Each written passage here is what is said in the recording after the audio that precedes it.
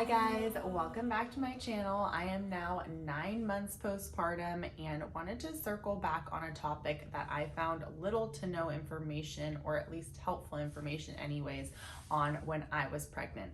And that was tips for safely running when pregnant. I was running my first trimester, and then second trimester I just hit a wall to where it got really painful and I wasn't sure what was safe to do anymore. And at the end of the day, it was my body, and so I just needed to figure out how to read it and if there was anything I could do to curtail the pain so that I could continue running. So I'm going to share tips from my own experience and knowledge. So let's jump right in. I'm going to quickly go through the obvious. Of course, consult your doctor. They're the one that's been following your pregnancy to make sure that it is safe to run. A general rule of thumb is if you were doing the activity prior to your pregnancy and your pregnancy is considered a safe pregnancy, then you will be able to safely run while you're pregnant. Stay on terrain that is flat with a good footing. You don't want to get in a situation where there's a potential trip hazard or you're going up and down steep hills. Always bring your phone in case of emergency, in case you were to fall or if you're to become injured on your run. You always just want to be able to contact your husband or significant other in case of an emergency. Lastly, cardio is so healthy for you and your baby. Anything you read online is going to recommend doing cardio during your pregnancy. All right, so let's jump into the tips. Okay, so tip number one is to keep track of your pace and make sure that you're not overexerting yourself. Some doctors will go by a max heart rate that you can't go above, in which case you can wear a watch to monitor your heart rate. My doctor, they said there wasn't necessarily a heart rate that I needed to stay under, but they did say that I should be able to somewhat maintain a conversation without being too out of breath. So make sure you're monitoring one or two of those things, and again, check with your doctor to see if they want you to stay under a certain heart rate. Number two, listen to your body. If you're having bleeding, severe pain or cramping or continuous Braxton Hicks contractions, you probably need to either slow down your pace or just not run today and maybe retry in a couple days and see how things go. You may benefit from purchasing a belly band for support, or if your doctor recommends one, you can definitely give it a go. I personally found that they were constrictive and they actually caused more pain than help during running, especially in second, third trimester as I started to get heavy.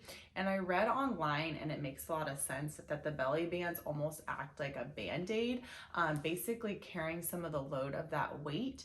And if you do put a band-aid on anything, basically like your abdominal muscles aren't being able to hold the weight on their own and they're getting used to this extra support. So I personally didn't like a belly band or supportive band, but you may want to try that, especially if that's what your doctor recommends. So if you had an uncomfortable run or you had cramping, don't worry, that does not mean that you won't be able to run the rest of your pregnancy. Basically, everything was going great for me up until like mid-second trimester, and then I pretty much hit a wall. At that time, I tried belly bands and supportive things and even tried to makeshift a couple things, and I was just in an uncomfortable amount of pain. It wasn't a severe, intense pain, but it was just like a dull, continuous pain, and it just made me feel like I'm not comfortable doing this, and it also hurt. So what I did was I took a good, I would say 2 weeks before I tried to run again.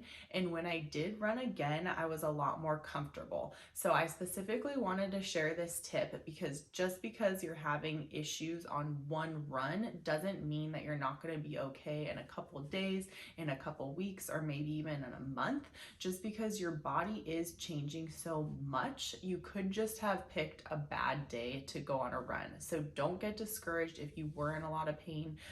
If it's safe to do so by your doctor, you can definitely give it a go again, and you might have luck like myself Once I got back out there, I was able to run literally up until the very end of my pregnancy. Okay, and the last, and I feel like the most important tip that I did find online was to take smaller steps and obviously go slower, but the smaller steps really helped me. It has to do with your hip alignment and like the overcompensation that your body's doing because of your pregnancy.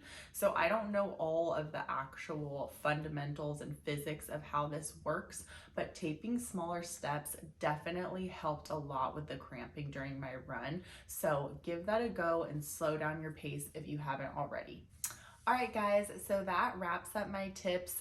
Running and doing cardio during my pregnancy made me feel so good and confident and made me stay within that healthy recommended weight gain. And it helped me bounce back so much after my pregnancy. So if you can run or do cardio, definitely do so. If you have any questions, leave them in the comments. I do tons of videos on pre-pregnancy, post-pregnancy, health, fitness, and beauty. So give this video a like and be sure to subscribe. Thanks so much for watching.